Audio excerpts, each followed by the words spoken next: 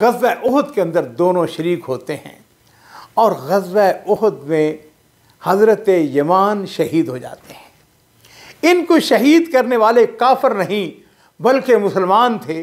जिस वक़्त बलवा होता है, खालिद बिन वलीद ने उहद के ऊपर से चक्कर काट कर मुसलमानों के ऊपर हमला किया तो उस वक़्त मुसलमान नरगे में आ गए।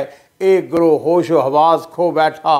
उहद के मैदान में एक वक्त ऐसा भी आता है कि मुसलमानों की तलवारें अपने ही मुसलमान भाइयों के ऊपर चल जाती हैं। सही बुखारी के अंदर है कि हज़रत हुज़ैफ़ा कहते हैं कि मैंने देखा कि उनके वालिद यमान पर हमला हो रहा है तो वो चीखे चिल्लाए, उन्होंने शोर मचाया, कहने लगे अल्लाह के बंदो ये मेरे वालिद हैं। लेकिन अल्लाह की कसम मेरे बावजूद मना करने के लोगों ने उन्हें मार डाला। हुज़ैफ़ा कहते हैं कि अल्लाह ताला आप लोगों की मग़फ़िरत करे।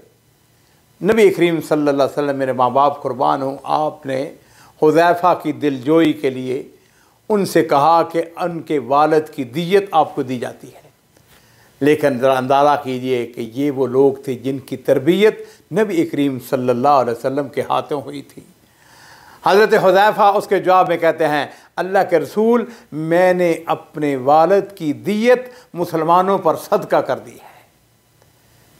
हुज़ैफ़ा ने यह बात कही तो नबी करीम सल्लल्लाहु अलैहि वसल्लम के नज़दीक हज़रत हुज़ैफ़ा की अहमियत और ज़्यादा बढ़ जाती है और नबी करीम सल्लल्लाहु अलैहि वसल्लम ने उनके लिए बहुत सारी दुआएं फरमाई।